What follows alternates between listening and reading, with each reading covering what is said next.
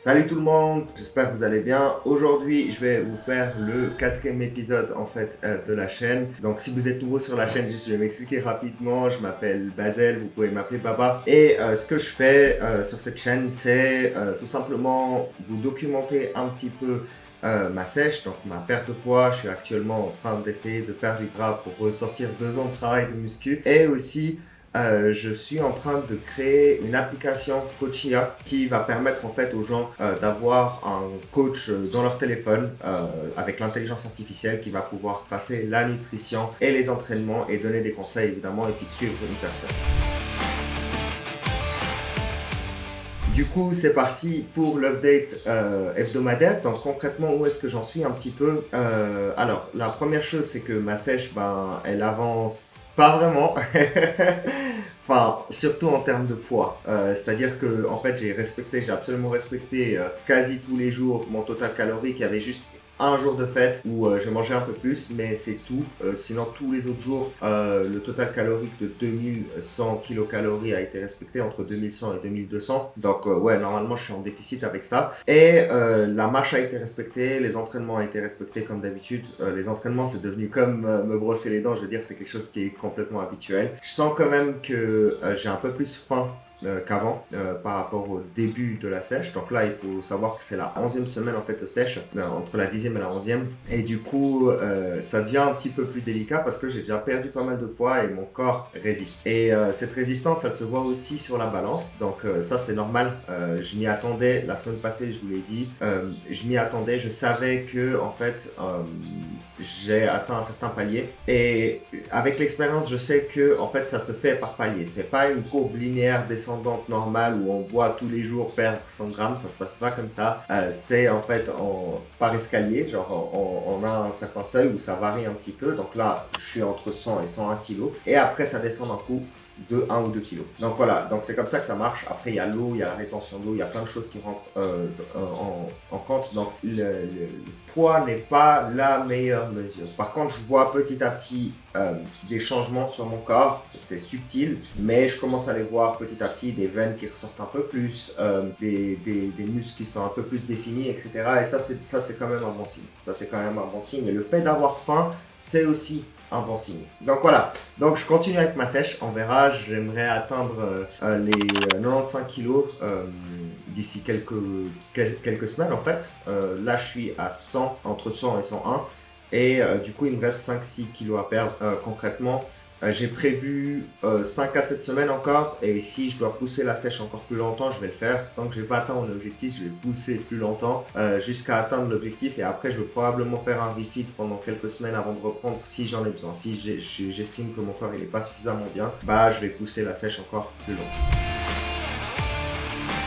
Ensuite, pour Coachia, alors honnêtement, j'avais même pas envie de faire la vidéo à cause de ça, mais on va le faire quand même. J'ai absolument tout cassé dans l'application. Pourquoi? En fait, la semaine passée, le plus gros problème que j'avais, c'était que le chat était extrêmement lent. Il était vraiment lent. Donc, il commençait à avoir les bonnes fonctionnalités. Il commençait à pouvoir lire les photos, rentrer les repas dans l'onglet repas.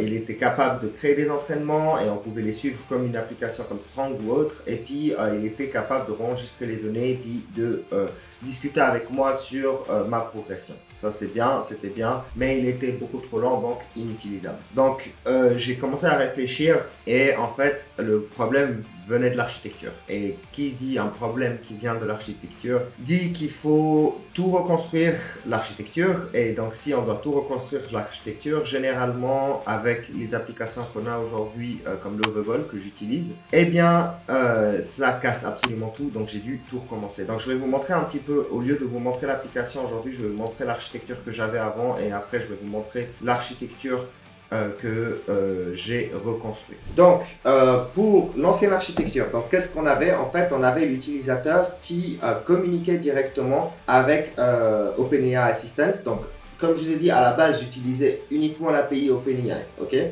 Ensuite, j'ai switché pour l'assistant GPT 4.0. Ok. Et ça allait un peu mieux parce qu'il était beaucoup plus vivant. Donc, le problème que j'avais avec avec l'ancienne stratégie, c'est que en fait il était robotique, c'était pas comme ChatGPT, mais en mettant l'assistant c'était beaucoup plus naturel, ça allait déjà beaucoup mieux. Et on avait un thread par user et on avait des fonctions, donc j'avais des fonctions par exemple ajouter les repas, ajouter les poids, analyser les photos, etc., etc. Mais tout était fait par l'assistant. Donc en fait ce qui se passe c'est qu'on va envoyer à l'assistant un immense prompt où on doit lui dire, un prompt c'est tout simplement le message, un message qu'on lui envoie, où on doit lui dire absolument tout ce qu'il doit faire. Même si c'est juste un salut ça va que l'utilisateur a mis comme message, eh bien nous on envoie à l'assistant tout ce qu'il doit faire si jamais par exemple il envoie une photo, si jamais il parle de son poids, etc. etc. Et c'est ça qui faisait la lenteur de l'application, c'est ça qui faisait la lenteur du chat. Okay, et ensuite, après, il avait la possibilité justement de tout noter dans la base de données. Okay, donc voilà, donc ça c'était le gros problème, c'est que tout était dépendant pour un seul chat. Okay, et on utilisait OpenAI Assistant. Et je me suis un petit peu renseigné. Et en fait, du coup, je suis venu avec un nouveau modèle. Et du coup, on a ChatGPT API, sauf qu'on peut utiliser le Completions. Donc, on va voir ce que ça donne. Pour l'instant, je suis en train de le tester. Et en fait, il a la fonction stream, c'est-à-dire qu'il va pouvoir streamer en fait la réponse directement. Et j'ai créé plusieurs assistants cette fois-ci et non pas un seul assistant. On a un assistant principal juste pour les messages, donc qui va communiquer normalement. Et on a un assistant pour les repas, un assistant pour les entraînements et un assistant pour le poids. Okay?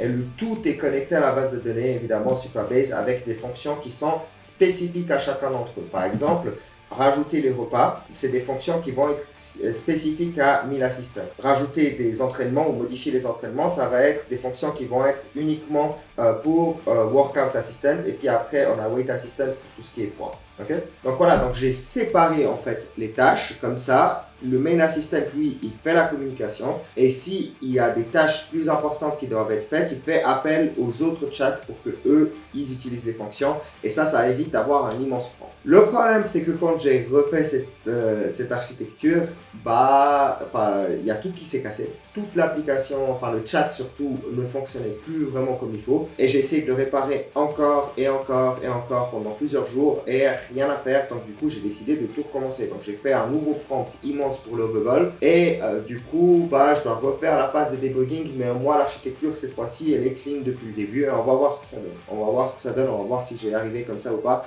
Pour l'instant, je suis limité un petit peu par la technologie parce qu'un immense prompt prend du temps à être traité. Donc du coup, je vais travailler avec ce que j'ai et je vais voir ce que ça donne. Et puis, je vous tiens au courant. Je vous tiens au courant si c'est pas faisable pour l'instant, c'est pas faisable pour l'instant.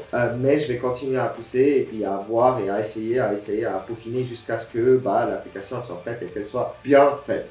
J'ai pas envie de sortir un truc qui est pas fonctionnel. Donc voilà, j'en ai terminé pour aujourd'hui. J'espère que vous avez apprécié la vidéo. Si jamais l'aventure vous intéresse, n'hésitez pas à vous abonner. J'essaie de sortir une vidéo par semaine plus ou moins et 4 shorts. Et n'hésitez pas à laisser un commentaire si jamais vous avez des suggestions ou des choses que vous voulez que je fasse ou que vous pensez peuvent être bonnes pour l'application à proprement parler. Pour la sèche, honnêtement, je sais ce que je fais. Là où c'est plus compliqué, c'est vraiment pour l'appli. Et n'hésitez pas à laisser un like aussi si vous voulez soutenir la chaîne. Allez les amis, on se voit la semaine prochaine. C'était Basel, à tout bientôt.